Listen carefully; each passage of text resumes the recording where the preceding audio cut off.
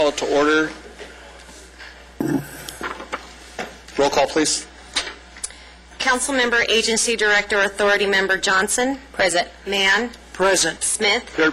Vice Mayor, Vice Chairman Christ. Present. Mayor, Chairman Paris. We have a quorum. Move to excuse Mayor Paris. Second that. Second.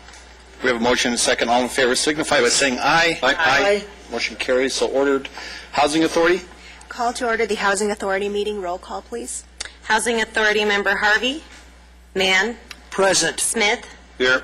Vice Chairman Christ. Present. Chair Zetto. Here. We have a quorum. Okay. The invocation, Tom Shepard, Lancaster Baptist Church. Tom, welcome. Let's pray. Lord, we thank you for our officials, both elected and appointed, who are here today representing all the citizens of our fair city. Please be with them in their deliberations and help us to live a life and a bounty that is bringing pleasure and glory to you. In Jesus' name we pray. Amen. Katie, would you do the pledge? Yes, everyone face the flag. Right hand over your heart. Ready? Begin. I pledge allegiance to the flag of the United States of America and to the republic for which it stands, one nation, under God, indivisible, with liberty and justice for all. Oh, that was like slow motion.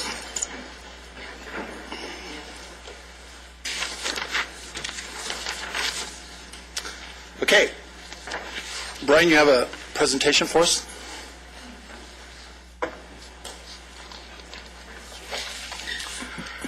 Vice Mayor Christ and members of the City Council, I'm very pleased to present to you tonight an issue that's tied to our Safe Routes to School program. As we've discussed in the past, our Safe Routes to School program encourages students to walk and bike to school and supports these activities with educational events throughout the year.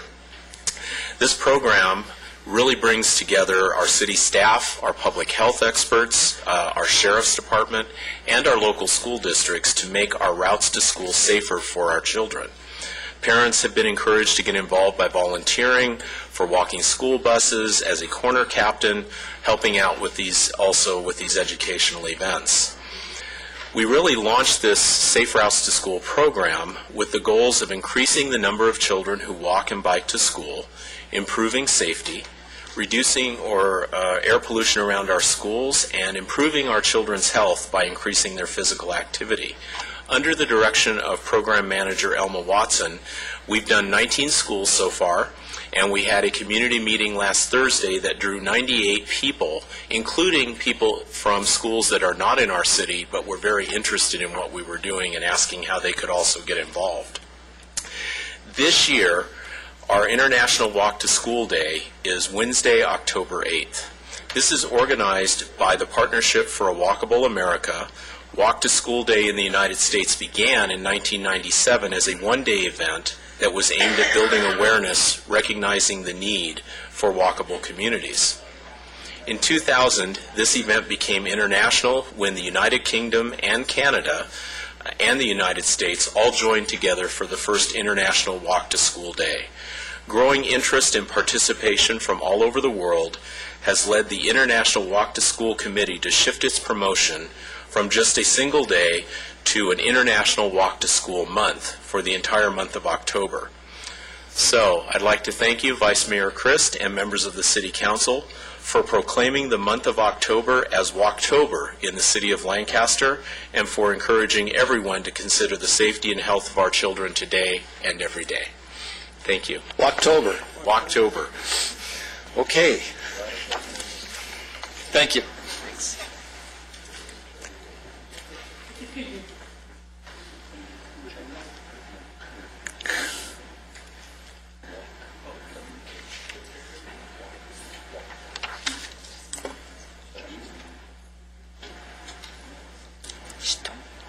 Don't encourage them.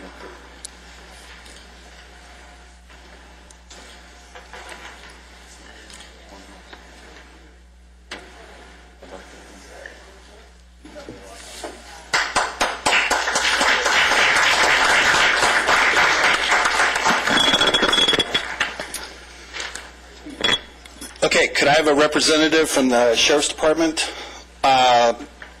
Michelle Cantrell and Pastor Casanova. What a great name.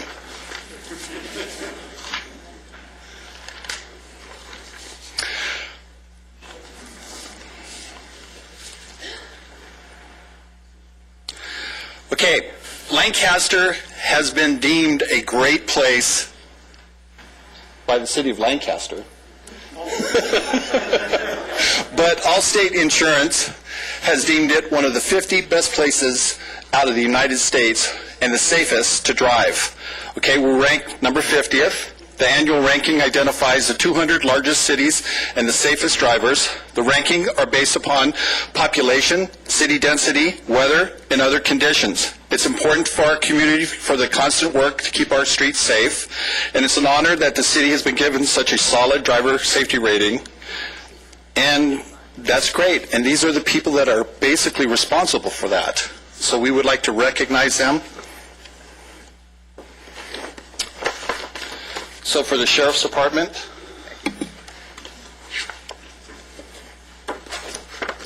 Michelle, thank you. What a great name. Pastor, thank you. Thank you. And can we get a picture?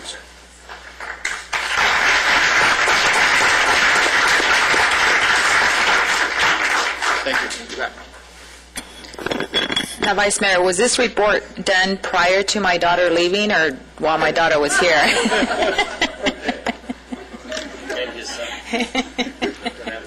Right? And my daughter, too. Right. Yeah, your daughter did.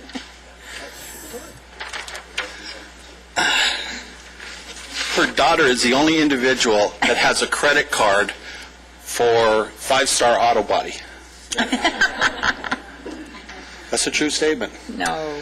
She gets points there. She does. We have no speaker cards because of certain elements of the agenda. We're going to have to go into closed session for about 5 minutes, so we will be right back. But we have no speaker cards to speak on that, so we'll be right back and we adjourn it.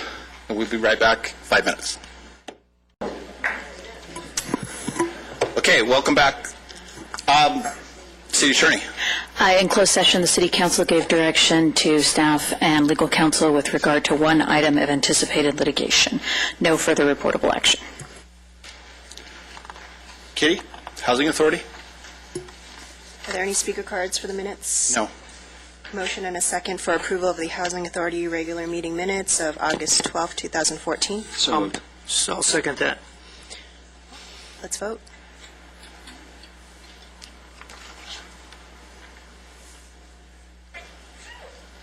We have quorum? Or no?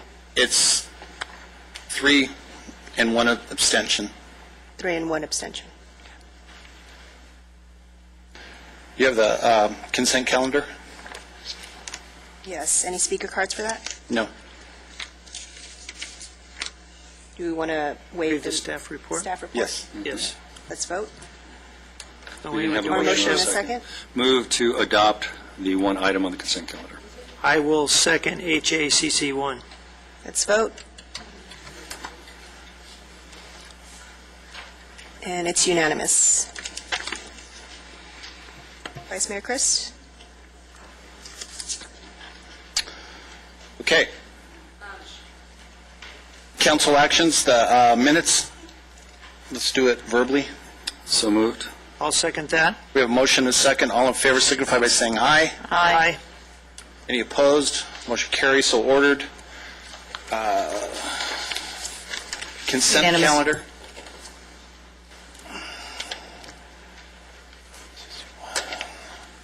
Okay, we have no speaker cards on the consent calendar. So moved to adopt the consent calendar. I second. Let's vote. Passes 4-0.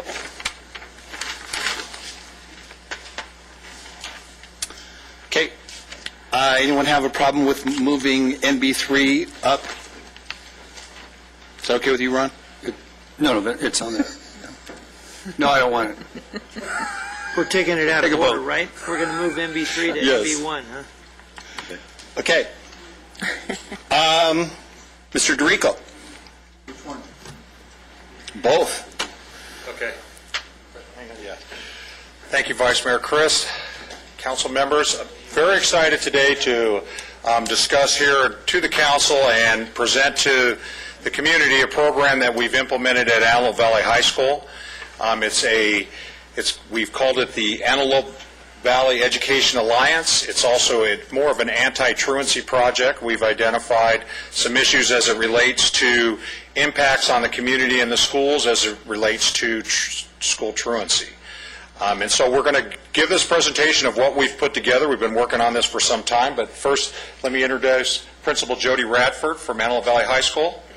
And I know I'm going to hear some comments about this at the end. We'll save those for the end. This is my son, Brett DeRico, who's a vice principal at Antelope Valley High School. And actually, Brett has worked very hard putting this program together. It's an example of how we do things in the city of Lancaster with our community outreach and cooperation between agencies in the community to identify a problem and come together to resolve those issues. Specifically, as this impacts us as a city as well as the school district, understanding how schools are funded based on student attendance in class, especially at the high school level where it's based on period attendance, the loss of average daily attendance revenues for the schools, as well as the impact on our daytime crime rate as it directly correlates to truancy. So with that, I'm going to bring Brett forward and we'll do our presentation. First off, I just want to thank you for your time and giving me the opportunity to present tonight. So, what this project is we consider it a partnership between the City of Lancaster and Antelope Valley Union High School District. We're using AB as a pilot school to kind of see how the program goes, see how we can grow, and then look at expanding it in the future. The whole point of the program is taking a proactive approach to truancy and trying to basically put interventions in place for students to help them access programs that we have currently at the school site. The goal is to sustain student attendance as well as education success, and again, it's to be proactive instead of reactive. So, what we offer as a school site, we offer rigorous academic programs. We implemented the turnaround model. We are now in I believe our 4th year of the turnaround that we implemented at AB High School, in which we were able to hire staff throughout the district to directly impact our students at Antelope Valley, and we've seen some great success with that turnaround. We also got a 6-year WASC accreditation. What the WASC accreditation is, they basically give you accreditation at your school site based on what they observe when they come. We had WASC come last year. You can get a 1, 2, 3, and 6-year accreditation, and we were able to attain the 6-year, which means that they're very impressed on what we're doing as a school, and we want to continue moving forward with that. As a district, we looked at positive behavior intervention supports, so putting interventions in place for students to help gain access to our programs at school and being positive as we attempt those interventions. We also have a Green Academy, a science and business academy within the Green for solar energy, so they have the business pathway as well as the engineering pathway. We have tutoring, we have mentoring groups, the after-school academic program, which is targeted to specific students who are having high discipline issues, the African-American Male Initiative, as well as the African-American Female Initiative. We have athletic programs with mentoring and tutoring within athletics, as well as various clubs and activities. So the whole point here is we offer a lot at the school site, but if students are not in school, they cannot access any of these programs that we have in place. So the need is, of course, they cannot utilize our programs that we have. I feel that we work very hard as a school site as well as a school district to offer what's best for our students. But if we do not have them at school, they cannot gain access to these programs. Also, what we found looking at data with relation to truancy is that a small group of our student population actually accounts for a lot of our truancy. The rough estimates is 3% of our population accounts for 18% of our truancy or ADA loss at the school site. So what we want to do is target those particular students and help them as far as gaining access to our programs at AB High School. So what is truancy? According to Ed Code, a truant is classified as missing 3 full days of school or 30 minutes of instruction 3 times within a school year. Well, if you think about that, That's not very much. I mean, 30 minutes of instruction, you're late to class 3 times in a year, you're technically classified as a truant in the state of California. But then you get into habitual truant, which is 3 truancies within a school year, and then chronic truant is based on 10% of your enrollment missed. So that's basically how it's classified per ed code at a school site. So what's our role with this program? We actually just implemented the program last Monday, the 15th, and it's been going very well so far, and we look to continue to build on the program. But we have a room on site where we have some city employees. In fact, we should introduce them. We have Jen Proscaro, who's working through the city's end, and then we also have Nigel Hawley, who's working, he's in the Pathways group, and he's been implementing some of the pathways that they've been using for the adults down to the teenage adolescent level. And our role is we run all types of data. In fact, I just created today, we have a poll for our students at the school site where we could do all types of data for our students and see, what's the impact of the program and target those specific students within the program. Dad, do you want to speak on that? Yes. Thank you. So how this works is come together is look at how do we work collectively as a group, identify the issue, and then what strategies can we implement to put in place to have an impact and create that positive change. And I think for the public's benefit to understand, over 2 years ago, the state took over the local courts. And at the time they did that, they put certain cuts in place. And along with those staffing cuts, they also removed several of the juvenile traffic courts throughout the county of Los Angeles. Historically, truancy citations or delinquent type behavior is usually cited into the juvenile traffic court. However, without that court now, what probation has been tasked with that role of diversion programs as it relates to delinquent behavior. Currently, just from the Antelope Valley alone, that court was handling over 10,000 of those citations a year.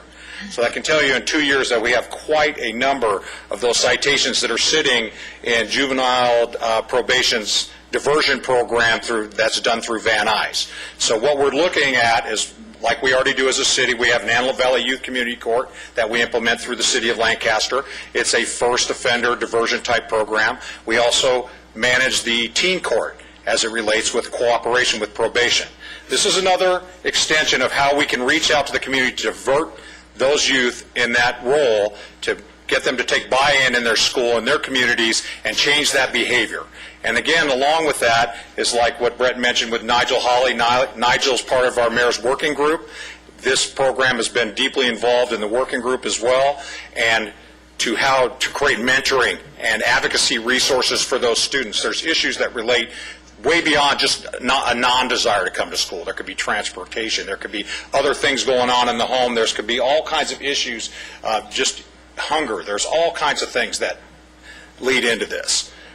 So what we've done as a city is we've provided resources that we already have the sheriff's contract. The sheriff's department is our local law enforcement agency contracted through the city.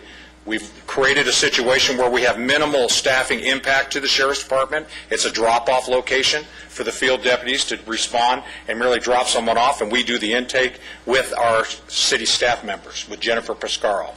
Communication resources out into the community with Joe Cabral's group and through the school district as well, through their communication resources out to the families and students and parents of students that attend the school.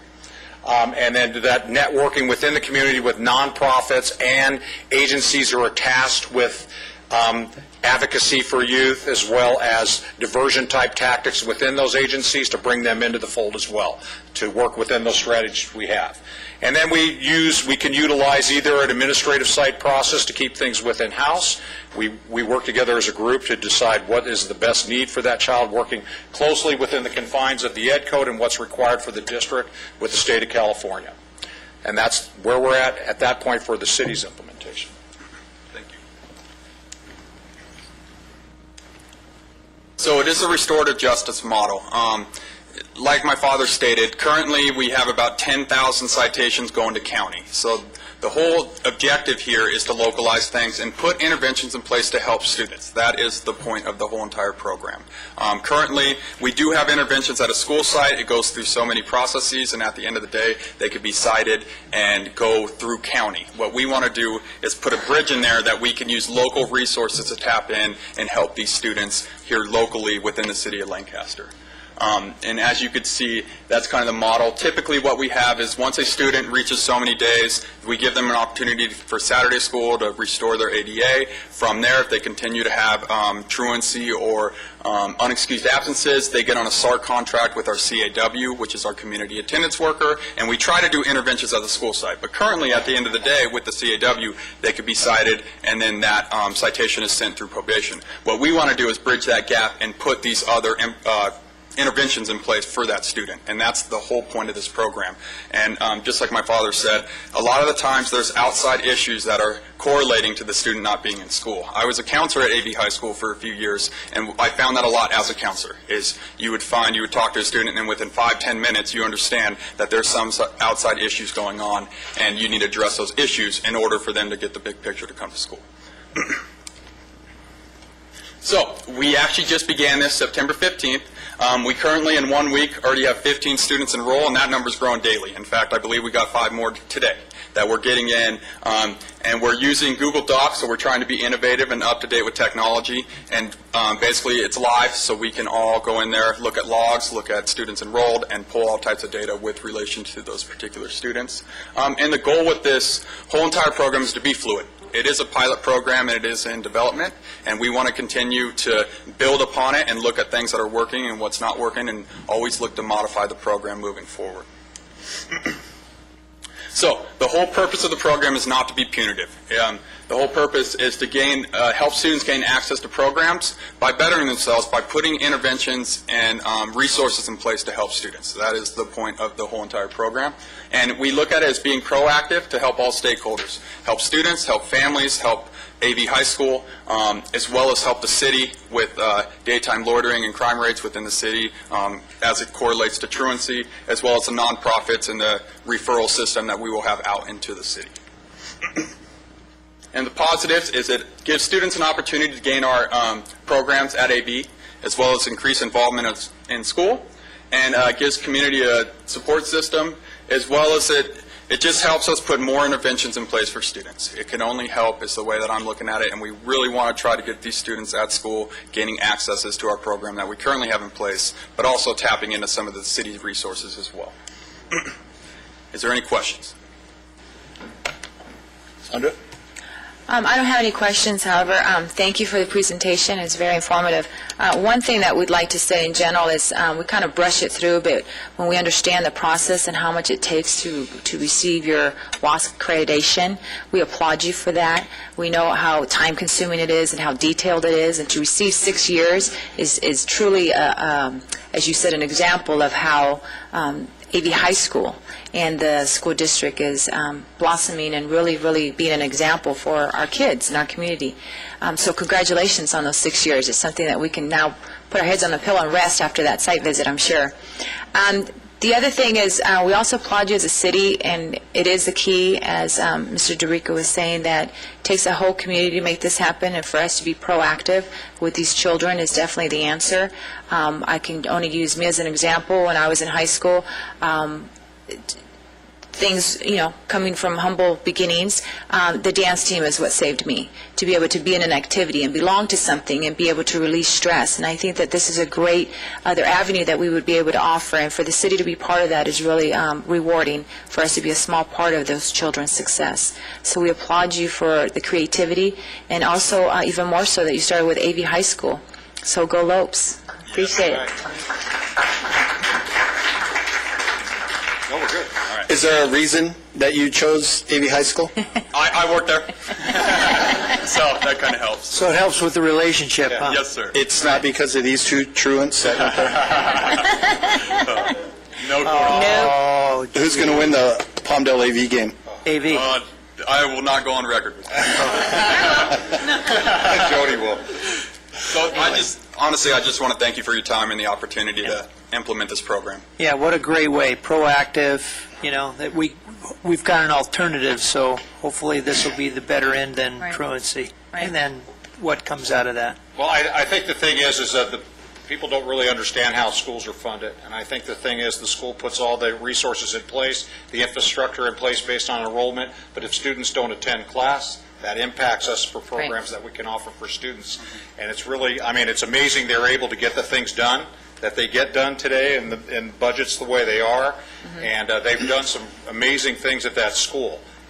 And it's a little different. Just because of looking at the numbers, that's really the reason we picked Antelope Valley, was because of the impact. We believe, based on the number of students and the percentage of truancy, we can make the biggest impact, and again, grow from that. And the goal is to implement this district-wide at some point. Yeah, it'd be real interesting to hear, like in 6 months, kind of how the progress is going. When you talked about 3% is creating 18% of the truancy. Be interesting to see if we can get that. Brett, can you come back and give us an update on it? And I know that you spent the time, and we really appreciate you spending the time here, but you also spent time with our Criminal Justice Commission. So thank you for that. Thank you for taking the time, walking them through it, and letting them understand what you're doing and trying to accomplish. So we appreciate it. Okay. Thank you. Thank you very much. Bye-bye. Again, go Lopes.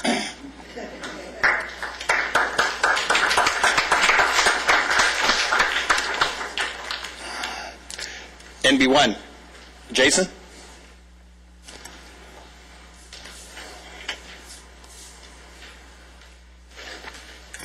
Good evening.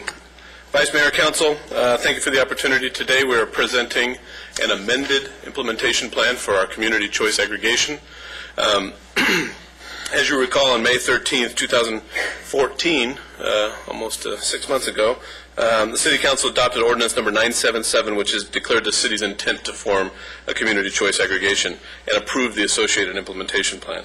2 days later, we submitted an RFI to receive information from qualified companies, interested companies, to provide power supply services and customer care services as well. And on June 9th, 2014, in accordance with the Public Utilities Commission, we submitted the implementation plan for review and for their approval or their certification.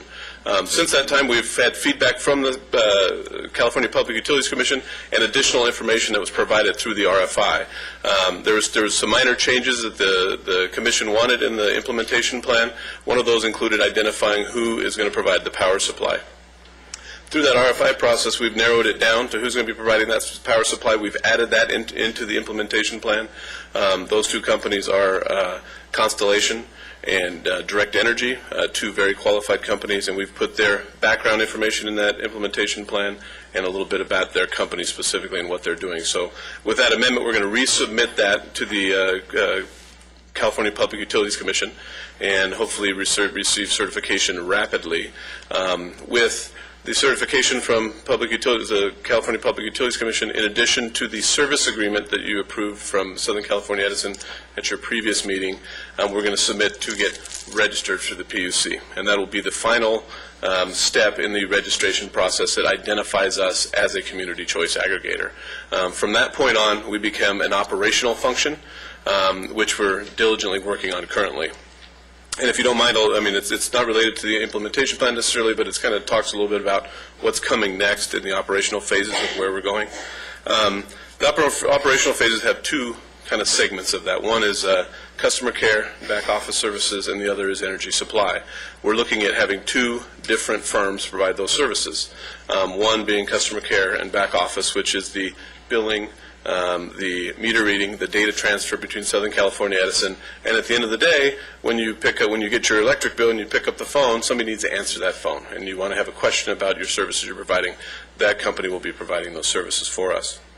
When you say the electric bill, will the bills be different than the Southern California Edison bill, or will Edison actually do the bill and we will send them the cost? Correct. Yes, thank you. I was a little bit quick in determining that. So what happens is with this customer care company, Edison continues to do the billing, continues to do the meter reading, continues to do all the functions. So when you see your Edison bill after we form the CCA, you're going to see nothing different other than the second component of your bill, the energy component, is going to say Lancaster Choice Energy. And that's going going to be what we're providing to that system. So the customer care service, there is obviously a huge amount of data that gets transferred in between meter reads. So when your meter read, say your meter is read on October 3rd, right? There's a process that begins from October 3rd that transfers the data from your meter to our company, to our organization. That is then calculated by the rate structure you set and then resubmitted back to Edison for them to put in the bill. So this is a very data-intensive process. It's a very computer-oriented, and there's a lot of data. Some of these are going to be coming in 15-minute intervals of usage, depending upon the rate structure in which you're in. So there's a lot of data that gets transferred and gets calculated, and that's what the customer care side of the business is going to be doing for us. But at the end of the day, the customer, or our citizens, will see no difference in their bill, other than Lancaster Choice Energy is going to be on the energy component of their bill. So just to make it clear, there's the lines, the equipment, that's going to remain Southern California Edison. The City of Lancaster is going to supply the energy for that. Correct. And there are two sections on your energy bill. If you look at them now, you will see the transmission and distribution. That will not change. That will still continue to be Edison. When a pole gets knocked down by a truck, Edison employees will respond. The only thing that changes is that energy supply component, which is Lancaster Choice Energy. So, Jason, may I ask, you spoke about the back of the house, the two companies involved. So then if I had a problem with my billing, then I'm calling Lancaster's Community Choice, or am I calling Southern California Edison, just for clarification? It depends on what the concern is. If it's about energy, too high. My bill's too high. You'll get a number to call for Lancaster Choice Energy, which will be our organization as well as Edison. There are going to be very specific scripts both Edison and the city has as it relates to what issues might exist. So as those calls come in, if they come into Edison, Edison will be able to identify and decipher what the issue is and transfer that call, and vice versa. We'll be able to decipher and identify what that question is and transfer the call, depending upon who's needs to answer the question. Obviously, if it's about energy supply, where do we get our energy? Why is it, this price? That would come to us from the energy supply. If it's about transmission, why is my light go out every once in a while? Why is the fluctuating in power? That'll be an Edison issue that would go to Edison. So there's ways for those callers and those call centers to identify which way to go. So another thing I'm concerned about, because as you know, I'm pretty high on making this move because my previous experience of having the ability not to buy power from Southern California Edison and use an alternative source that really does save you money. I mean, my historical experience was there was a significant amount of money saved against Southern California Edison. How are we going to get all that information out? Because, you look, obviously not everybody goes to a city council meeting. I get a little bit concerned sometimes about maybe what gets written in the newspapers and maybe things getting distorted. So how are we going to get that when we move to the next step, because we're going to go to commercial users first? How are we going to communicate? Well, there's three phases of the implementation. One is going to be municipal and municipal customers. That's your electric bills. Obviously, we're not going to need to market that. There's going to be 100% opt-in, and that's going to be the test phase. The second is going to be commercial and industrial, which is 6 months later. So we got May of 15 for municipal. 6 months later, it's going to be commercial industrial, and then 6 months after that, residential. Depending upon how it rolls out, we may be able to advance that a little bit and see how the system's working. But there's really two different strategies associated with commercial, industrial, and residential, and we've identified that through a marketing plan. One, commercial, industrial, obviously we have some very large users that we want to assure get the level of treatment that they deserve. So they're going to be a different treatment for our commercial industrial customers. It's going to probably be more hands-on, and there's a lot fewer of them. So we envision account reps, people going out and knocking on doors, going to the big users and saying, hey, let me tell you this story, right? This is our story to tell. And also, general marketing, radio, TV, billboard. And then residential is going to be a different story. Beyond that, obviously, there's a much greater number of customers. We're looking at direct mailing, billboards, radio, TV. Obviously, our call center will be up and ready for questioning, our website, so we're going to have a broad strategy of how to get this information out. We hope at the end of the day the product sells itself, but the reality is there needs to be a strong messaging associated with that, and we have a plan to do that. Jason, can you talk a little bit in regards to what got us to this point in relation to the PUC? Yeah, the PUC is, you as the City Council have the authority to form a CCA under state law. So as much as the PUC has to certify the implementation plan, register us as a CCA, the power and authority lies with you. So what we've done is we first started with the feasibility study, which we brought to the council, that basically said, look, this is possible to do based on the current market conditions, based on the costs we've identified, based on the current marketplace, based on what others have done. Marin and Sonoma have already done it. That feasibility then set the groundwork for this implementation plan. And that implementation plan is what under the law is required by the PUC. And once they certify it, that means that implementation plan is compliant with all aspects of the law. And we will, hopefully with the approval tonight, accomplish that. From that point, we are registered with the CPUC, and then we transfer into other regulatory agencies, the CEC and CalISO, as it relates to the distribution of energy. So we get transferred from one agency to the other as we get down this path to eventually where we're serving customers and actually scheduling the energy. We may be dealing with exclusively with CalISO at that point, the California Energy Commission. You know, as our Vice Mayor and our Councilman Mann was saying, the great thing about this program is that we have choices. And, you know, I don't like people telling me what to do. I love having choices. And now we're going to have that opportunity to pick the company that we would like to go through to receive our electricity. Is that correct? That's correct. And so with that, I think two of the main questions that I feel our citizens would be the main concern is, with their choice, the new one, would their bill increase with the new program? And also, would the city be able to maintain the maintenance? Correct. The maintenance, just to clarify, the maintenance of the operation that we're going to be doing, or the Correct. maintenance of the... Yes. Okay. If we do something wrong, will we lose all of our electricity? Right. Thank you. The first part of the question is the rate structuring. At this point, because it is a choice that our citizens will have, we obviously have to come in with a better product, right? And in people's minds, better from an electricity standpoint is cost and maybe environmental quality, right? So those may be the two choices that you have. You're like, do I want a product that's cheaper? Do I want a product that's more green? Or do I just want to go with Edison still? The key there is they have a choice. And as it relates to our rate structuring, we don't know yet because we're going out for bid for these energy supply companies, but all indications are that we will be able to meet or beat Edison's current rates. So the citizen will, if we're successful, have a lower rate to choose from. We're also, if we're successful, we'll have a greener product to choose from. The one thing when you talk about choice from the customer standpoint, the customer has the opportunity to choose, but your council will have the opportunity to choose as well, the type of energy you procure. There's a lot of different types of energy out there, and you wouldn't think there is, but you've got green power, you've got nuclear, you've got coal, you can select, I don't want to do nuclear and coal, right?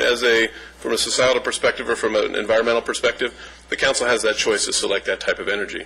You have the choice of the type of product you want to sell. You can go 100% green product, you can go a 50% green product, you can go a standard traditional product, but that's a choice that the council can make depending upon what philosophies or policies you want to set and pricing standards you want to set.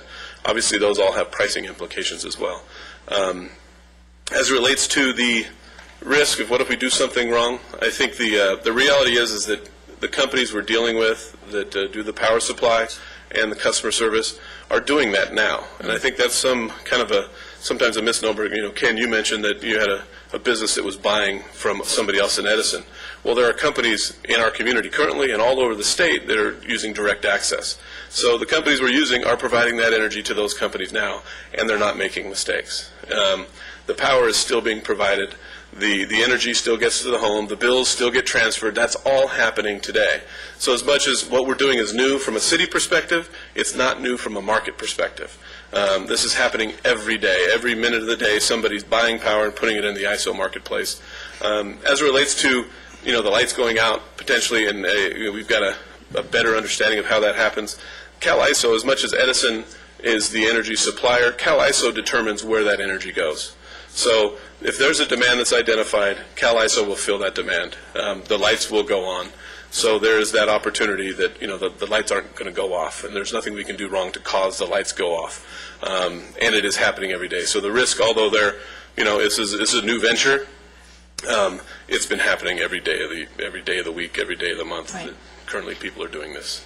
Yeah, if I recall, it was almost 20 years ago that I was involved in business where we were already doing that. So this market has existed for quite some time. So it'll be interesting to get. I haven't looked at the details of the two different companies, of their background, how many years they've been in business, but I think people can feel pretty comfortable that although it's new to us, or is going to be new to us, it's something that's been going on quite some time in the marketplace.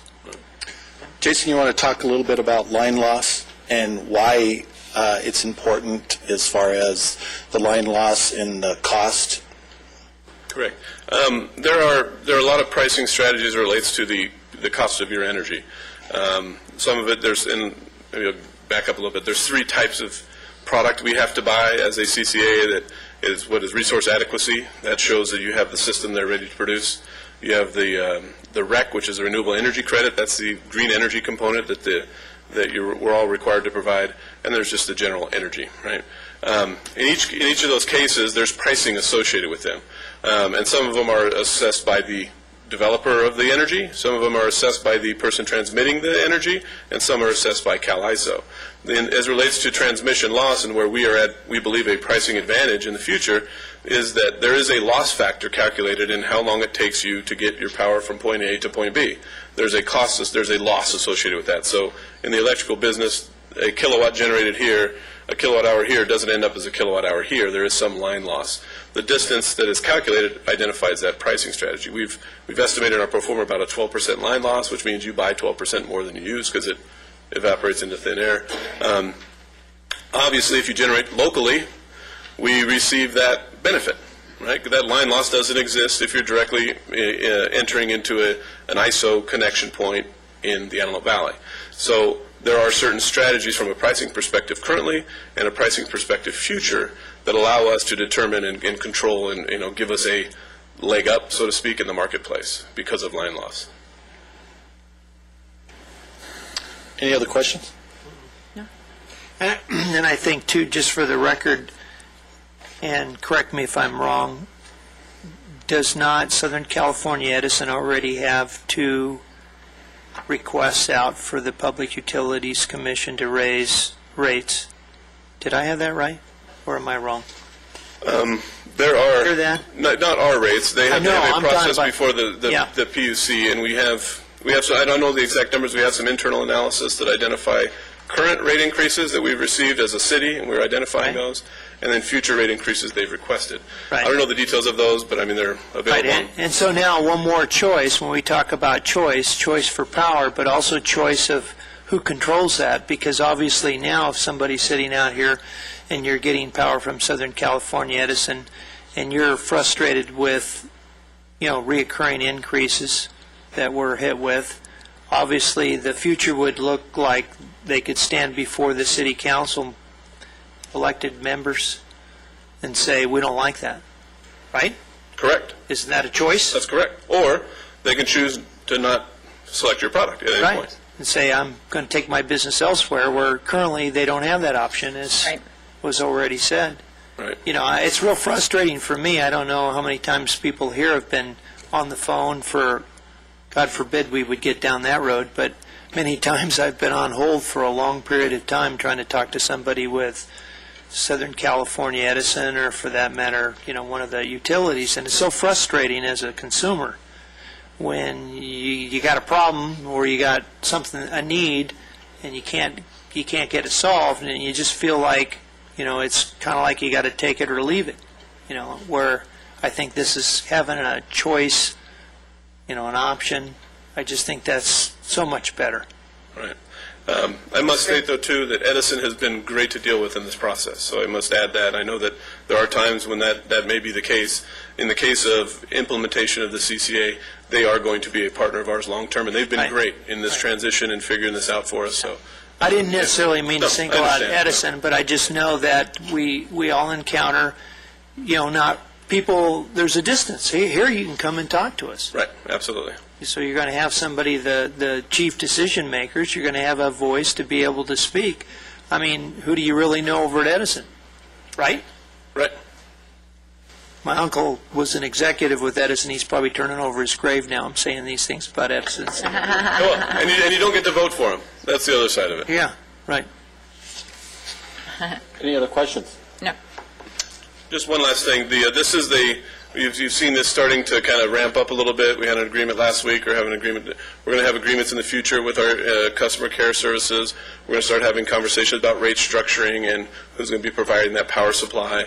We're going to be coming forward with other things that the PUC requires. So this is really starting that ramp-up period over the next 3 months. You'll start seeing a lot of these agreements and a lot of these things happening, to the point by which at the binding notice of intent, which is a final agreement with Edison that says we are intending to do this, we will then start procuring energy, and that'll be a kind of a final moment that we'll have, hopefully, in this chamber to say we're ready to make the switch.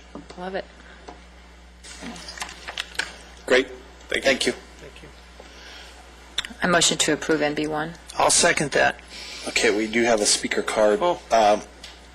Maria, you cannot put on your speaker cards a multitude of things that you need to speak on. So you can speak on this one, but if you want to speak on any of the other ones, you need to have other cards, okay? I get confused because I've done that before and they told me to put it all on one. No. And Just go ahead. I also had HACC1 that I wanted to speak on. I had a card on that about the bonds and things. Since losing my house and all my paperwork and gone through, it's kind of hard for me to bring up or go through certain things. So I'm trying to do things from experience today, experience, memory, and just from the heart about what I think about certain things. Like I said, the bond issues was one of the... I'm trying to get bits and pieces of things that I can speak on, because a lot of the things I've come here to speak on, time after time, has gotten ignored, or, I'm told that, those things don't matter. For instance, if we're talking about, I don't know which to go on to now, if I speak on the bond issues from what happened with the redevelopment agency to the successor agency with the bond issues from 05, from the general plan to 06, and how all these power places and stuff that have come about have to do with what he's talking about now. There's so many different ones now that, who knows where it comes from or what you're being charged or anything like that. I know I was coming up here speaking about that in our park that I was at, about how expensive our utility bills were, and I was told that, it's up to the investors, it doesn't matter, what people that come in here, say about how their bills are. So many people have lost their homes because of that, because they can't even afford to pay the crazy utility bills that, I don't know if we're paying for it for all these companies and all these things that are doing what they're doing, is what it seems like to me. You go through, buy all these empty houses, and things are running at the empty houses and things, and who's paying for all that to run for the city, I'd like to know where all that's coming from, or we're paying for this. I read the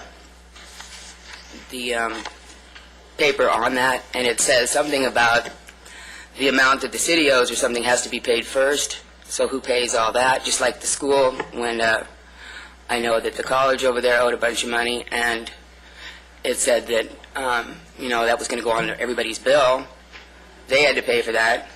So we're paying for all of these energy companies, the Topco, the KB Home, all these different energy companies, the Sunset, all these places, that whatever they're doing with, like you said, all different kinds of energy. And, I think it should be investigated. How many people have lost their homes because of all of this? How many people are paying all this extra money? Nobody knows about these choices that they have, other than, like you said, when it comes up to that you guys put here when you come to the city council about all these different energy companies and what they're doing, and do you get the okay for that? Can they be okay? And it changes all the time with the LLC companies and stuff. 1 minute they're liable, the next minute they're not. I mean, this is crazy. It's like, and I guess even you even get charged when you're living under a tree. I guess you have to pay for for things as well, because you're not even using any energy, electricity. Okay, thank you. I hope I can still speak, because there's a must-needed something. Need to put new cards in if you want to speak. Yeah. Okay, I have a motion and a second. Let's vote.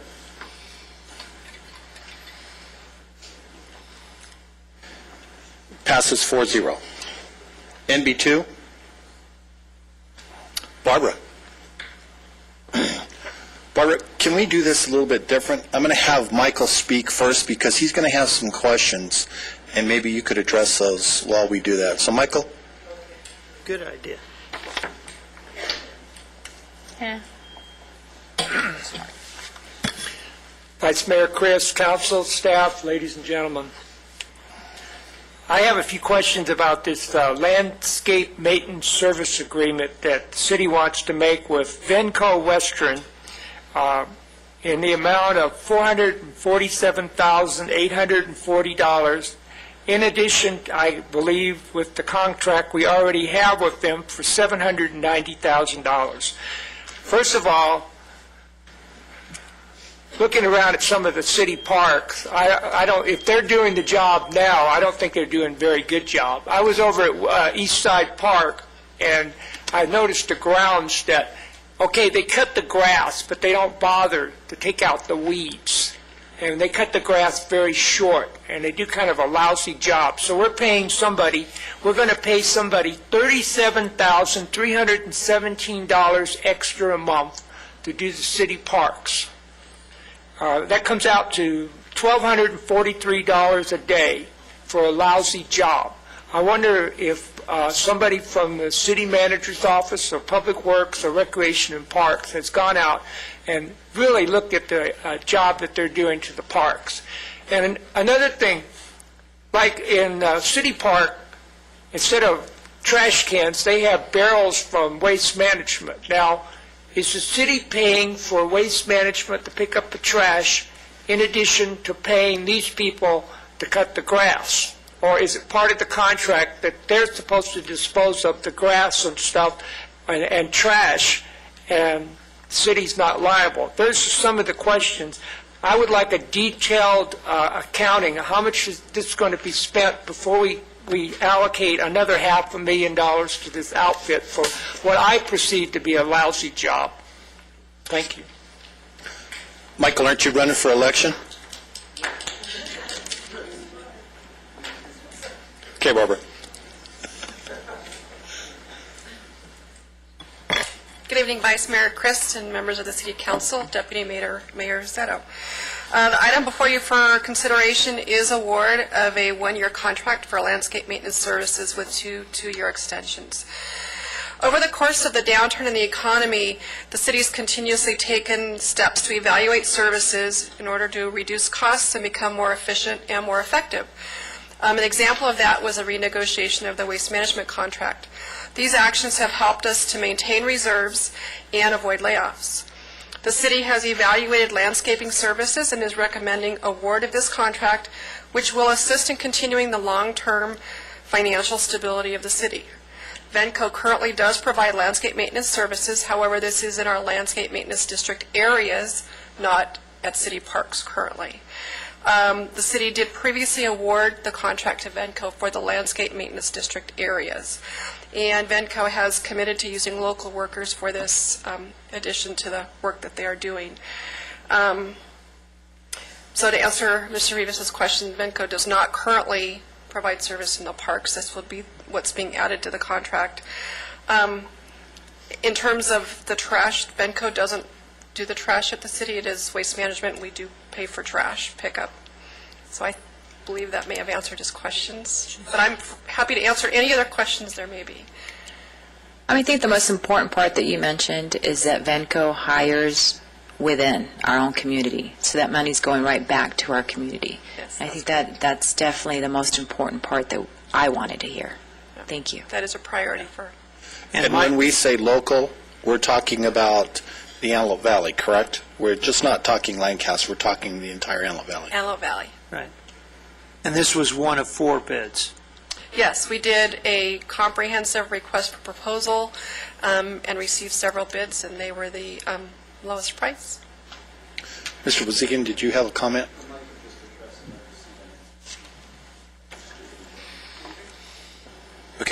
Barbara, thank you. Thank you. I motion to award NB2. I'll second that. We have a motion and a second. Let's vote. Motion carries 4-0. Mr. Bozigan, is there anything to be pulled? Yes, we would ask that CA1 be pulled, and we apologize for any inconvenience that may cause. Okay, CR1, I'm going to ask Sandra Johnson to do CR1 for the ABTA. Thank you. I appreciate that. Today we also had our council member, Ken Mann, also be able to be there. And with ABTA, I think the current update that we are hearing is that there is a grant that we are applying for to help with our electric buses. And we're looking forward to the outcome of that and to be able to be the first city that we're able to say that our transportation is being done by all electric buses. So we're looking forward to the outcome of that grant. Yeah, and then to add one more, we voted on the procurement of 2 more buses this next year. So, and that's an expansion to the bus fleet. So it's not to replace buses, but it's actually to expand the bus fleet. So I think that was about $1.4 million. It was the purchase of 2 buses. So I think those were the 2 action items. It was a small agenda today. Great job. The city manager and me attended a workshop with the city of Palmdale, the mayor of city of Palmdale, their city manager, the mayor of Santa Clarita, and their city manager, and Mr. Garcetti, the mayor of Los Angeles' team was there and worked on the different transportation issues that we have in the valley, and one of them was to have the entire area go to electric buses from BYD. We did speak with it. They were very receptive towards it, so wonderful. It was a very good meeting. It's wonderful. I have 2 other report outs. Okay, let's close CR1 and go to CR2. Okay. Go ahead. 2 things occurred in the last 2 weeks. One was we unveiled the partnership between Designation Lancaster and the Lancaster Chamber, and if you go down there and have a chance to visit, we've reset the front of the chamber offices there, so when somebody travels to Lancaster and wants to get information about the amenities in the area, whether it be restaurants or it be hotels, activities to do, that's going to be like a good destination point to kind of get reset as far as where to go and what to see. We have electronic kiosk, so you can get all the information. And we had a great unveiling there. I think Luis and Kelvin should be commended. Luis Garibay and Kelvin, the guys really know how to take care of a program, and I was quite impressed. And the amount of people that showed up to see the unveiling, nothing but positive comments. So I know I don't see Luis here tonight, but Kelvin, thank you much for all the work that's gone into that. And then my second report out would be Sanitation District number 14. I was pleased to hear that we just got a reset on the bond rating at an A+. So that was good to hear, and that currently our current bond has been reduced from $182 million down to $170, and the finance team is now working on doing a reset on the bond and going out and remortgaging it, and their preliminary estimates that they've come back to me with is that we should expect to get about a $25 million savings. So I'm kind of hopeful this next year when we go into 2015, we'll be able to complete that as one. And then number 2, my intent is to task them to go back and do a review of the finances of sanitation number 14 and see if we can't get that rolled back into the citizens of Lancaster. So we're having the savings. I know that we had rate increases, and I think that ultimately we need to hold the county to the task of trying to get that money back into people's hands. Great. So, thank you for that. Sandra, do you have anything? No, thank you. Ken? I mean, Ron? I sit on the JPA for the fair. The fair was up 3%. It has been up on since the city has been involved in it. It's been up probably 8% since the city has been involved in it. So everything's looking good at the fair. For the AVA Q&D, we did award the Air Award to the AVTA. I was surprised at all the things that I said on the board, but I was actually surprised to hear all the things that the AVTA has actually done to accomplish that. Not only going electric with the buses, but reducing their water consumption from 3.5 million to 930,000 gallons, which is just, it's a huge reduction. Is that like, I mean, do the math, 3 million to 900 and something. Holy smoke. It's like a 300% reduction. So that's pretty phenomenal. That's all I have. We don't have anything on the financing, nothing on the Power Authority, nothing on the Successor Agency. City Manager? Yes, I have a couple, and it actually sort of segues into Mr. Rivas, but this isn't all about Mr. Rivas, but I'll just say on the park, I take we always look for better ways. This will help us in Venco, but we have some very, very dedicated parks employees that maintain the park, and it's very easy to talk about what you should do to maintain a 60-acre park until you have to maintain a 60-acre park like Lancaster City Park. And I would dare to say that you would find very few parks in California that are better maintained that have as much usage as Lancaster City Park as an example. So, I'm, for one, am very, very proud of the job our staff does and the fact that they're always looking to do a better job, not just say, yeah, we're doing good enough. So, but along those lines, I don't know that, I know until I started to work for a city, I didn't appreciate how many times and how many ways a city touches your life. And if you just listen to the varied things today, AVTA, the fair, CCA, Destination Lancaster, whatever, there's a lot going on, and it happens because you have good leadership from the mayor and council and a really good staff. So I just want to thank the staff for all the work that they do that people see and don't see. And as the mayor said, the vice mayor said, I'm the city manager, but I'm constantly amazed. I learn something every day. I got this cool thing in my mailbox the other day for LPAC, and it just shows all of the shows and how you can sign up, and we have ways to sign up for tickets I didn't even know about. We have the Streets of Lancaster this weekend, and you're going to see some fencing and things going up, and it's going to be, I think, our best Streets of Lancaster yet. We realize it's a little bit of inconvenience as we set it up, but think of it like you would a party. If you're throwing a big party, it's inconvenient to clean your house and buy new whatever you have to buy new and all that. But you do it because the party's worth it. So this party's going to be worth it, so we appreciate the public's understanding. Kelvin has one short announcement about something we're going to be participating in with the Senior Center, and then he'd like to end with a brief interview, I think, on the Air Award. And Mark, we don't want to skip because I don't think we'll have another city council meeting, but I thought you were going to say something about Bart. Yes. Come on. Yeah, you were there. Go ahead.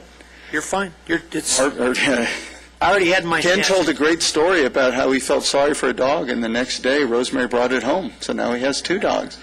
The thing about Bark at the Park that people have to realize, first off, if you haven't been, you're missing one of the great events in the Antelope Valley. And the dates are, Mark? October 5th and 6th. Okay. Ken's very analytical, so I got to get that out first. What you can do there is you can bring your dog, you can bring your family, it's a great family event, but there are so many opportunities there to adopt a dog, whether it's halfway houses, rescue missions, whatever, and I don't know that people understand that process. You just don't go there and pick a dog up. What you do is, I'll get to that, Ken. What you do is you go, And if you're not sure if the dog is going to work for your family, you can have a dog come over for the week. You sign the paper, and you can see how it interacts with your other pets or your family, whatever. There are some, I know for our second dog that we got, the halfway house comes out and looks at your house sometimes and makes sure they're okay with that. But it's a real process, but you make sure that you're giving dogs that need a home and need a second chance to people who are willing to provide that. And the big announcement is that our very own Parks Director, Rhonda Perez, will be picking out their family's first dog at Bark at the Park this weekend. So I want to give her She's going to have lots of help and lots of advice. Could you give those dates again? October 5th and 6th, 10 o'clock to 5 o'clock on 4th and 5th. Rhonda, can you give the proper dates? Yeah, we should have just turned it over to Rhonda. It's October, Rhonda, would you tell them the times? It's October 4th and 5th from 10 to 5 on Saturday and 10 to 3 on Sunday. Thank you. And what kind of dog are you looking for? A hairless one that doesn't drool, bite, chew, or anything like that. So probably a fish. Or goes to the bathroom, right? Yeah. Or poops. They call those fish. So if Kelvin can make a brief announcement, then we'll do the video. Okay. Yeah, there you go. Thank you, Mark. The one good thing about, the great thing about local government is that we give our residents the opportunity to come up and speak and give their 3 minutes. Well, last meeting we had Mr. Willie Green come and talk about a number of things, and one of the things he talked about was the need to have the seniors get a presentation on what to do during an emergency, whether it's an earthquake or what have you. And so what I do is I approached the senior center to find out if we could do such a thing, and it turns out that they're actually having a safety expo on October 7th. So what we will be doing as a city is going to that expo and sharing information about what to do in an emergency, how to be prepared for that, and specifically as seniors, what type of things that you would want to do because of your advanced age and may not have access to transportation and things like that for medication, that we want to make sure that they are readily prepared for that. So we'll be at that event on October 7th. That's great. And then a short video.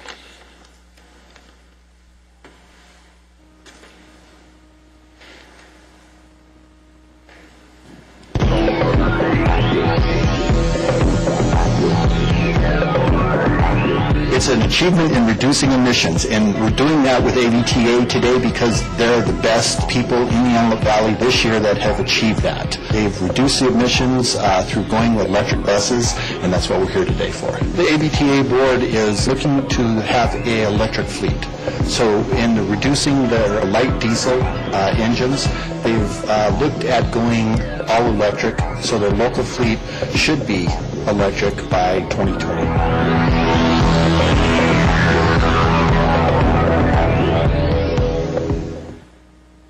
And if I may, I'm going to have Ron to give the dates for Streets of Lancaster, because I'll screw that up too. So I know it's Friday, Saturday, Sunday, but what are the dates? The 26th, 27th, and 28th. The 26th is all of our local celebrities and VIPs will be coming out to race and do their qualifiers.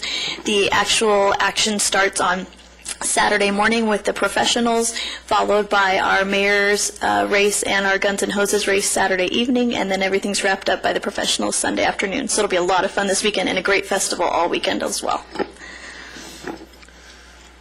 Thank you. Can I have you two, the Sheriff Department and Fire Department, come up here for a minute?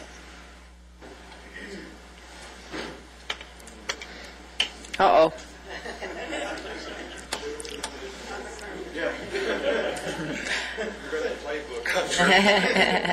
Okay, what's the bet? Well, we're going to have to work that out between us. This is something we're discussing over at the table, exactly what we're going to put on the table, so we haven't decided yet. Okay, we have time. Larry, any suggestions? Oh, gosh, Rick. How about at least the loser has to give the trophy to the winner at the city council meeting? That would work. Is that good? I agree with that. Okay. Absolutely. And who won last year? Larry? Sheriff Department. Sheriff. Sheriffs did. I didn't want to put you on the spot. There it is.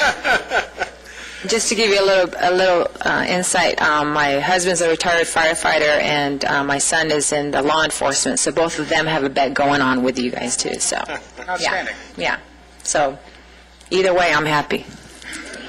So you guys are good with that bet, right? Absolutely. We're good Okay. with it, yes. So next city council meeting? Good. Thank you. Can't wait to tell Gerald.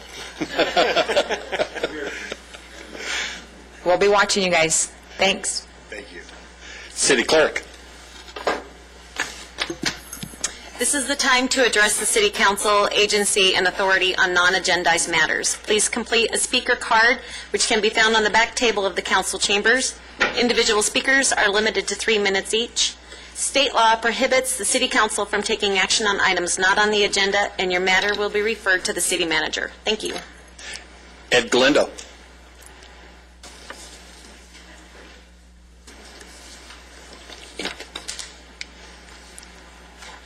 Vice Mayor Chris. How are you? Fine. How's the Council Tapestry member? Commission? Deputy Mayor Sweatham. First thing I want to say is that thank you very, very much for having the Thursday night mariachis. That was fantastic. It was really a great turnout. There must have been 300 people there. And they stayed. They played and played and just kept on going. The people were happy, and we had a really good time there. I went home after that and did a little research, and I've come up with a new department that I think we might consider. Department of Immigration Affairs. The City of New York and the City of Los Angeles have developed these departments for their immigration people. So far, we don't seem to have anything like that here in the Antelope Valley. And I think it's about time that we do something for the immigrations that are here. The immigrants that are coming, the immigrations that are here already. The research that I've done is Mayor Bloomberg, 17 pages of how to do it. He did it in New York, and he's been doing it. Mayor Garcetti has just reformed his position. They had a department before. Mayor Villagosa, for some reason, I guess he thought he could take care of it himself, but for some reason he dropped that department. Mayor Garcetti now has renewed the department, and he's doing great with it. He's got some good people doing some great work. I made copies of these, and I'd like you, all members, to do it, to look at it. I only made one copy because it's about 30 pages. And, so far, my committee doesn't have a budget, so we can't go over them. So I'd like to submit these to you and look it over and think about something that we can do as for the immigrants that are coming, the immigrants that are here. And this is not just the Latinos. We're going to have a big influx of Chinese, and we have a lot of Filipinos here. And so we need some kind of information, some kind of department for the city, with the city, that they can come to and talk. Thank you very much. Thank you, Ed. Ruth Russell.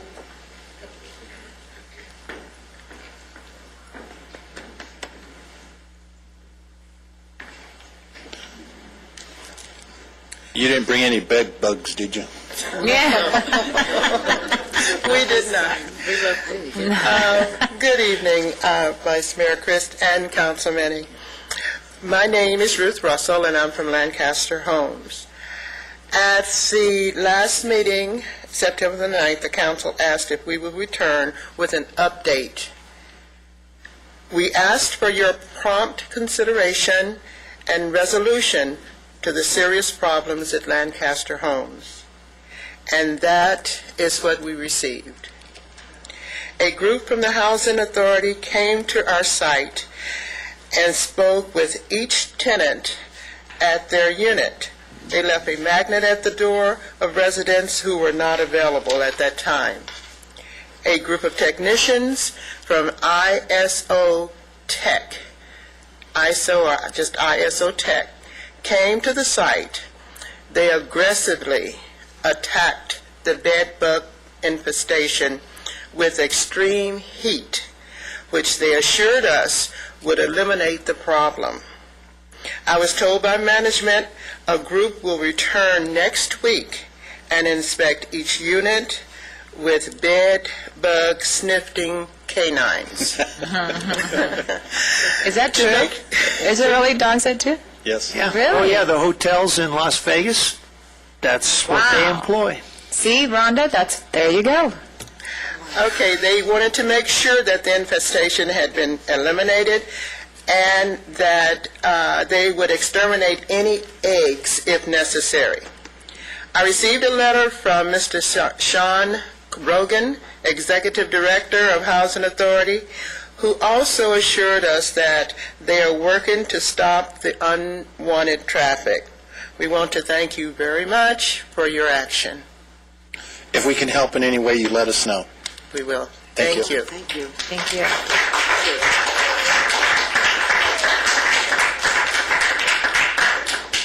Darlene, can you beat that? She's going to try. Well, good evening, finally. Regarding the idea of closing the Lancaster Metrolink station, it is, in my opinion, a bad idea. Not only will it inconvenience many riders from Lancaster, it won't solve the problem of homeless people coming here. The closing step could be construed as indicative and just another swipe at Palmdale. All Palmdale would have to do if they become the last stop is give the homeless people a free bus ride to Lancaster. The quest to save the boulevard and inconvenience many riders in the process may very well backfire on you. Those same riders who were inconvenienced to save the boulevard could and should shop somewhere else besides the boulevard after having been shoved aside to serve those merchants and your purpose. Those merchants, you will be causing more problems than you solve. The council should look at some of the things that are allowed on the boulevard's public sidewalks, and contribute to making it look trashy. So you need to clean your own steps first. Don't pick on the homeless. Thank you, Darlene. Vivian?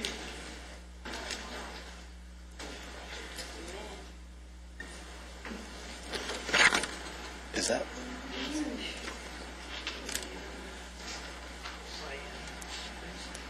Is it Vienna? Vienna?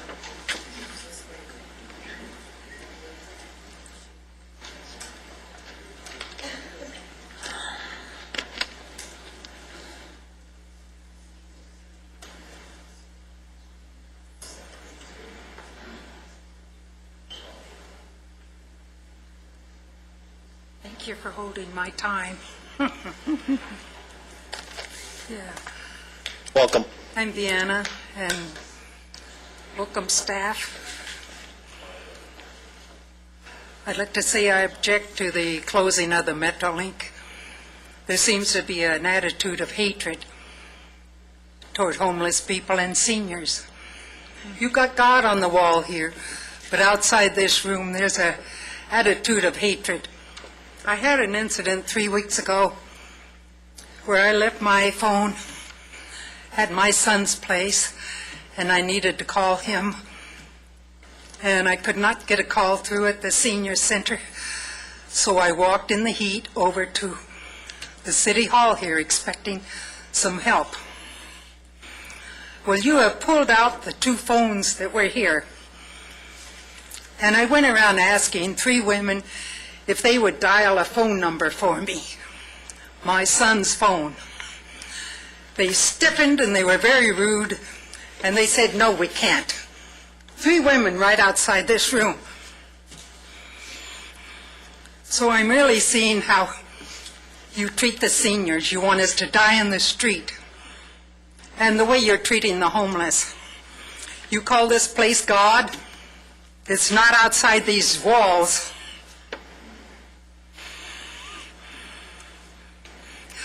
I'd like to say that thank God for the Boulevard Cinema. They treat us with dignity.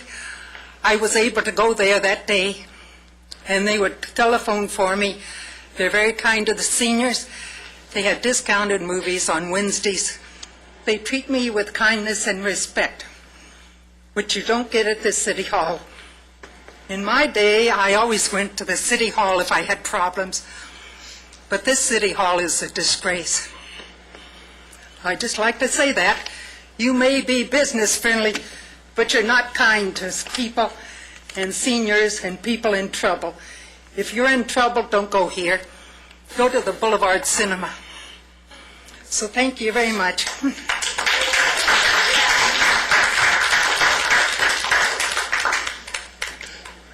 Heather Brown.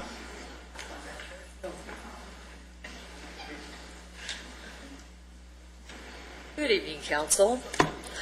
I have tired of waiting for you guys to resolve the problems with water.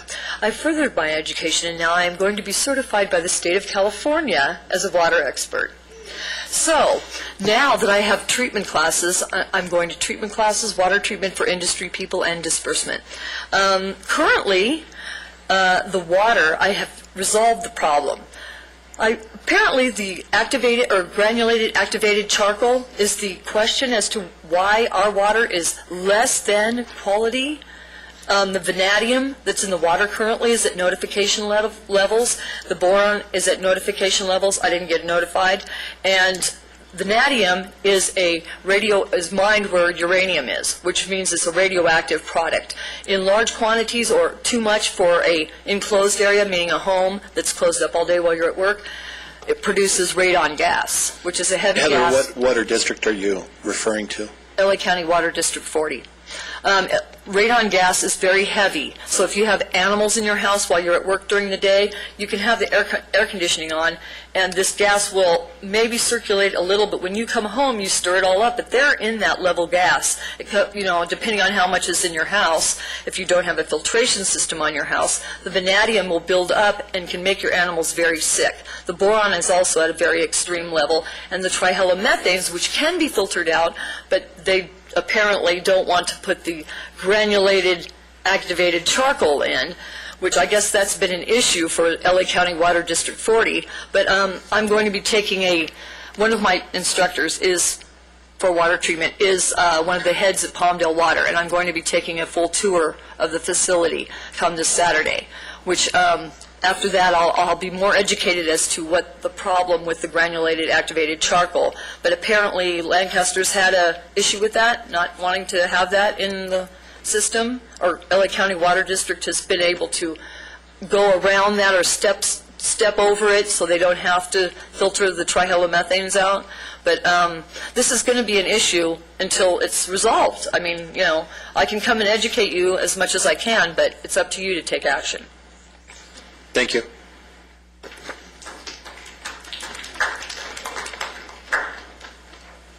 Emma Williams.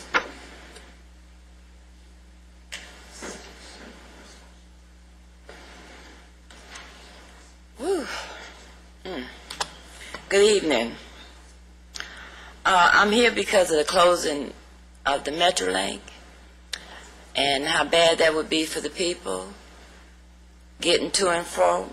But I read in the Antelope Valley that you received $300,000 to build a new Metrolink station in Lancaster. And at this time, you decided not to build it.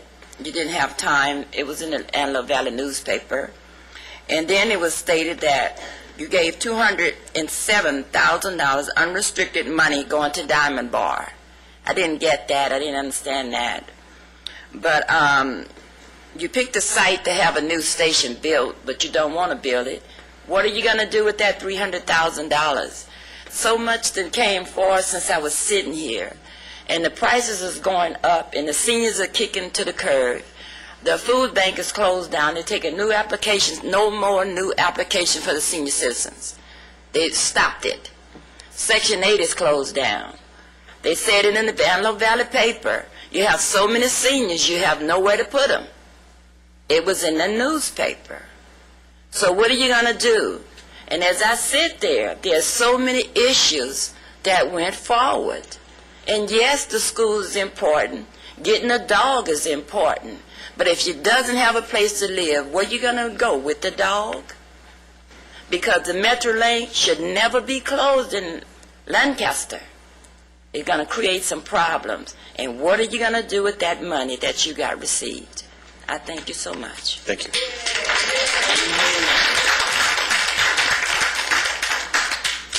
Fran?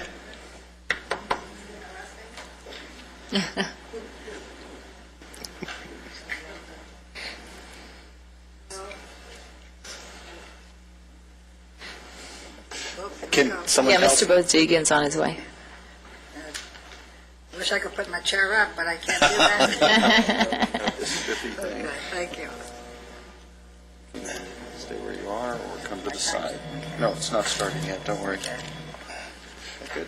Fran, can you help me with your last name? Sarah Saris. Sarah Saris. S-E-R-E-S-E-R-E-S. Backwards, forward, and in between. I'm trusting you. Vice Mayor Chris and council members and ladies and gentlemen, first of all, I need to apologize to you and to the council, because when I spoke last meeting on September the 9th, and I was complaining about the Metrolink, and I was complaining a few things, but I didn't have enough information to really say what I said, and I want to apologize for that. I have been studying the situation, and I've been watching Channel 28, Lancaster Channel, quite vigorously, and I'm learning a lot. Yes, I know you want to close the Metrolink, and I know a lot of people here are opposed to it, but you want to bus the people from Lancaster to Palmdale. But I believe that's only going to be a temporary situation. Now, I understand, too, you want to start getting into the electrical buses. But if the buses that you're going to use to transport the people from Lancaster to Palmdale, are they going to be running within the parameters of the scheduling of Metrolink, so that they get to this Palmdale in time to pick up their ride on the train, and vice versa coming back? They would be. They would be. And then another thing is that gentleman that spoke here, the veteran, he was concerned because he has a lot of disability issues about being picked up. We do have access, but I know they won't pick him up because they don't work at that time. But you mentioned that possibility you would have special buses for special people like that, and make sure that they get to the Metrolink on time to get to wherever they have to do, which is great. Now, for me, I use Access, and thank God I don't have to have extra special help. I can go with Access, but I would like and appreciate if, for all of us that do have to use Access, if we could get a discount on paying our $2 fee going and coming. If something could be worked out in that manner, and I think that would help a lot of people. I know, because the people that are going to take the Metrolink are going to have to pay their 10 or whatever dollars it costs. I want to say one good, I've got a lot of notes here, but first I want to apologize. Go ahead, take your time. I had called your office on the 15th because I wanted to speak to you and to the mayor, because I wanted to apologize to you personally.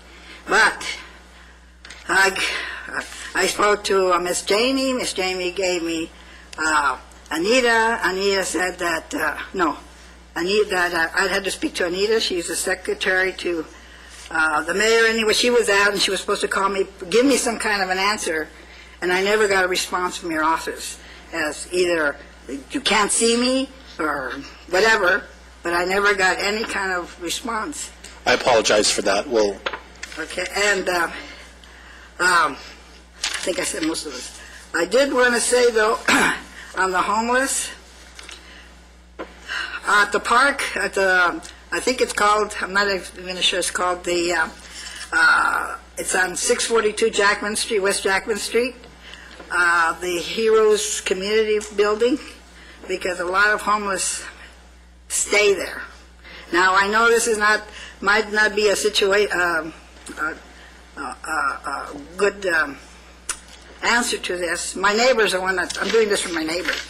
And she was mentioning, wow, if they put a no loitering sign, because then that becomes more,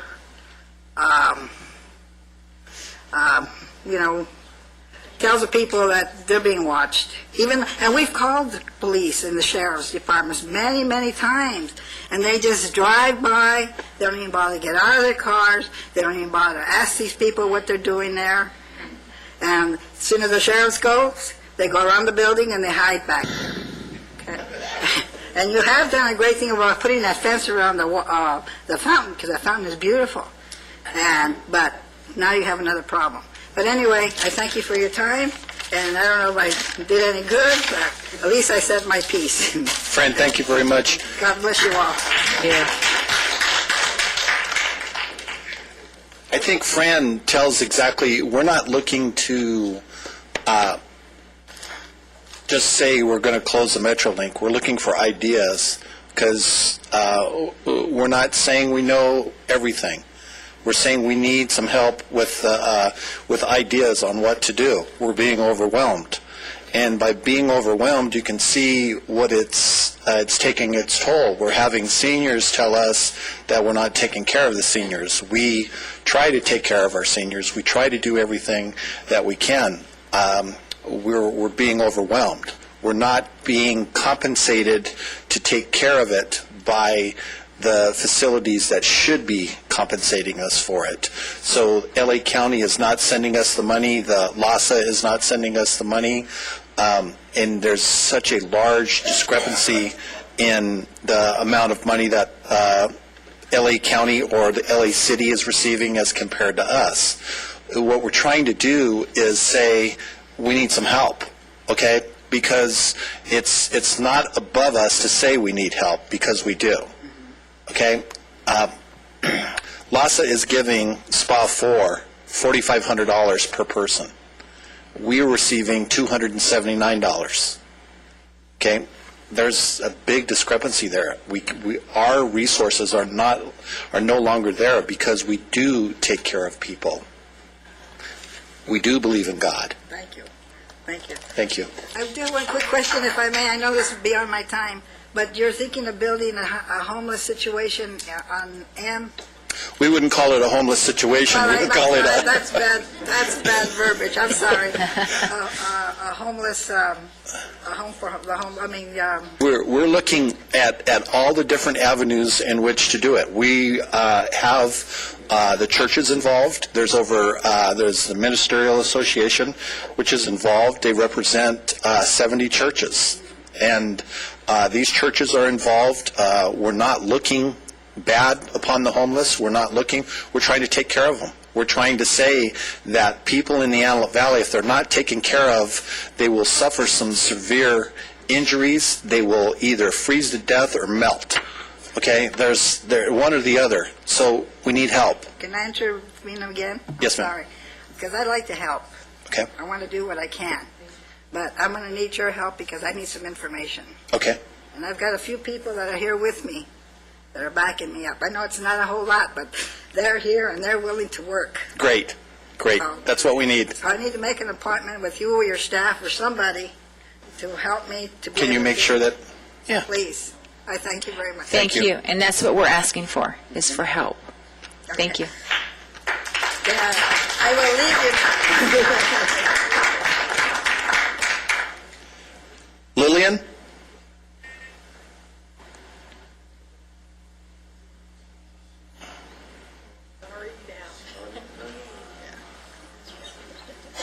Welcome.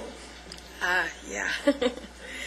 Okay, I'm here on regards of the Kern County transit. As you can see, I brought a list of their schedule. Now, the closing of the Metrolink would be a bad mistake. You will not only not eliminate homeless people okay, from coming here, and it's like the one lady said, you'll just make it a free bus here. Anyway, they're going to, once they are going to get here, they're going to get here no matter what, okay? However, you will be eliminating a whole community where the Kern County Bus Transit, coming out of Bakersfield, out of Lake Isabel, and also Ridgecrest, the connections for them to to commute to Los Angeles. They use those buses, and they are overcrowded as it is. I've asked ABTA to start running a bus up into Kern County to get, take people to the Metrolink, because those buses are overcrowded getting there. And these are people who are using the bus every day to get to LA from the Lancaster station. Now, another thing is as you know, like me, I'm in a wheelchair. It is not always guaranteed that a person in a wheelchair will be able to get a bus to Palmdale or wherever they need to go. I have a lot of doctors and treatments that I have to have in Palmdale. I am not guaranteed to get a bus because there are only 2 places for buses, for the wheelchair access. And if somebody says they don't want to move, which is wrong, because these places are made for the wheelchairs, okay? But if they say they don't want to move, the bus drivers said, well, we can't make them move, no matter what. And we're not guaranteed to get to where we need to go by bus, so we can take the train to Palmdale and get where we need to go. Okay, But, back up a from little bit so I Lancaster- can understand. Are you saying that the handicapped spots are being occupied by non-handicapped people? Exactly, and if they don't want to move, they made it a rule, they do not have to move. Who? I have sat there. When you say they made a rule, help me. The ABTA, the bus company, they made it so that if the people are sitting there, if there are people sitting there and they do not move, they do not have to move for a wheelchair recipient. There's only 2 spaces there. Okay. Oh, I see what we're saying now. We'll fix that. Yeah, and like, for instance, I'm from Kern County, okay? And because there's so many buses run from Kern County, I missed my bus going back to Kern County because people did not want to move. Right. Our proposal, you'll actually, for Kern County and those people, by moving it out to Avenue D, would actually benefit you because we could more regional. Well, that's true. That's very true. If you're going to move it out to Avenue D, that would work out great for Kern County. But if you eliminate the bus station, the train station from Lancaster now, you're going to have a world in your hands. Right. Well, from Kern County. We're not just saying we're going to do any one thing. We're going to look at all different avenues and then make a decision. We're responding to a lot of different issues at this time. Why can't you ask Kern County for money to help? We are. We're actually trying to form a JPA between ABTA and the County of Los Angeles, the City of Lancaster, City of Palmdale, and have a JPA where we can interconnect. That would be great. Within ourselves. Most of the people are from this valley, from Mojave, Roseman, California City. All of their business is going into Lancaster, through Lancaster to Los Angeles, or in Lancaster. Bakersfield don't even want to recognize us as a part of their community. They're saying, let Lancaster take care of it.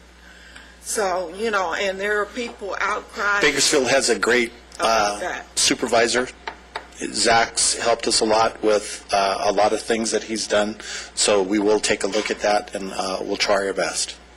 Okay? Thanks a Thank lot. you. I appreciate that. Okay. Anyone else want to speak?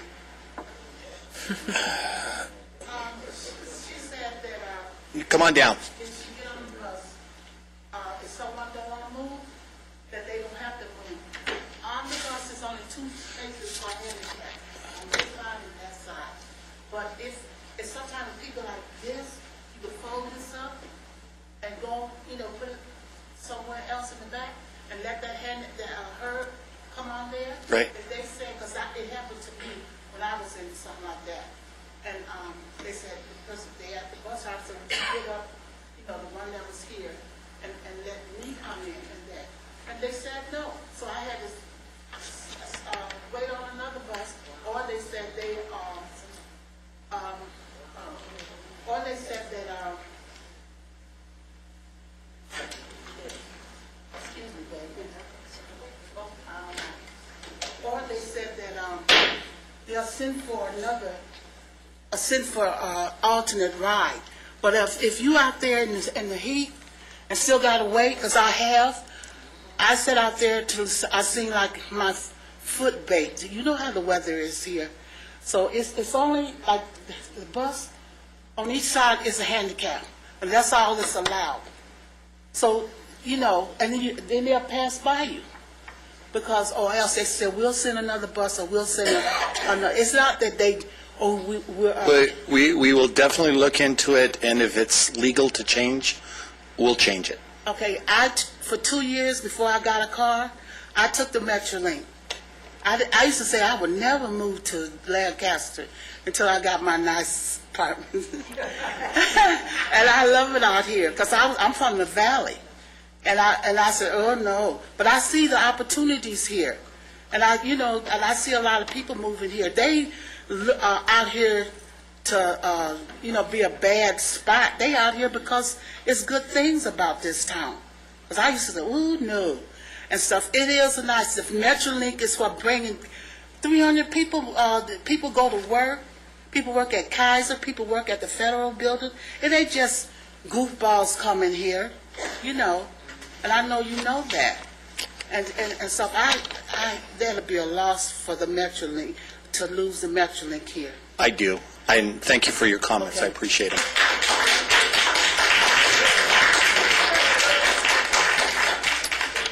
Okay.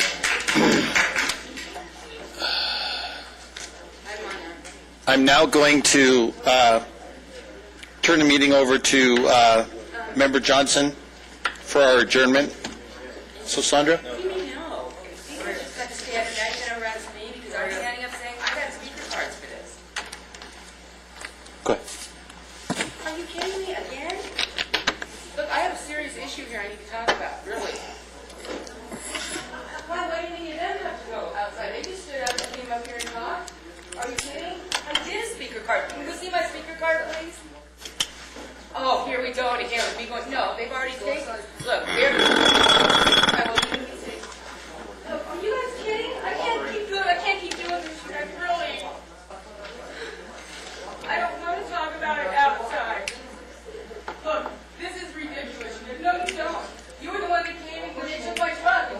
I'm not. You're pushing me. I'm not leaving here until somebody listens to what I'm saying about what happened, what you guys did to me. Wait. Oh, I'm sure. No. I'm threatened every single time I come here, or I'm sitting under a tree for 3 weeks, because I lose my house and I'm threatened over here every time you guys come because I can't say anything about any of the problems that are going on, At the churches or at the schools. Straight in order. Look. I don't know. So, I need to say something here. This needs to be resolved. I can't keep living like this, and I'm sure a lot of other people can't keep living like this either. I want my truck back. Yeah. Lance? I want my vehicle back. Now, I want my life back, I want... No, it doesn't get resolved out here. Look, this is what you guys did to me last time. You told me, oh, we'll just talk, and then you guys throw Okay, we're going to take about a minute recess.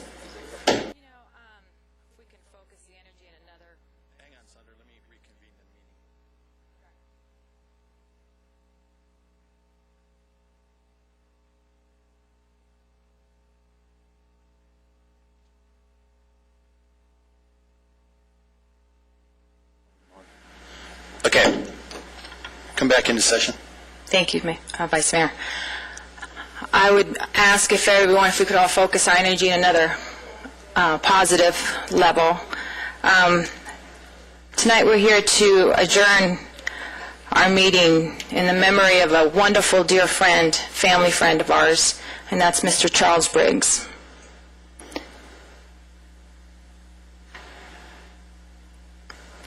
And before I do so, I would love to ask for Mr. and Mrs. Briggs' mom and dad to come up. And Charles' sisters, please.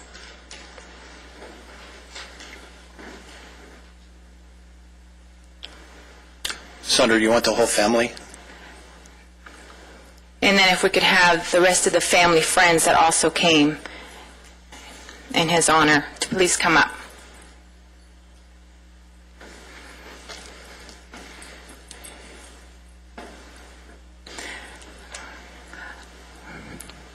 Just a little bit about Charles Briggs.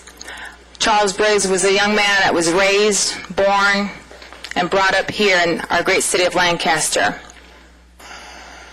His mom and dad were nice enough to share him with me and my husband so we could be also parents. He was a dear friend to our son. He was a brother to our son. He was a great role model for our community. He had a circle of friends who are educated men, who are men that are examples for our community, who are men who are role models for our children. And we will dearly, dearly miss Charles, but we wanted to, as a city, acknowledge Charles Briggs and give him the respect that he deserves and know that he died as a hero. And we'd like to give a round of applause to Charles Briggs, please.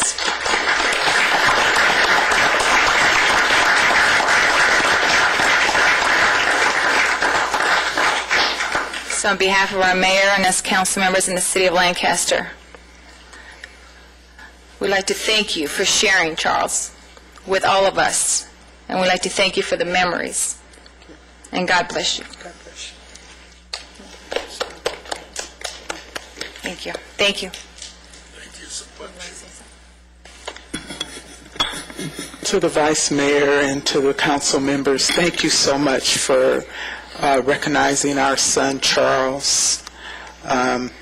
He's missed very much, very deeply missed, and I just thank everyone in this city council meeting for even taking the time to acknowledge Charles and the way that Charles died in a domestic violence dispute taken up for a young lady. He was the young man that was shot with the arrow on the 23rd of August. So we just thank, again, the council, the city council, the vice mayor, and the mayor in his absence, and everyone here for this acknowledgement. Thank you. Thank you. Thank you. Thank you.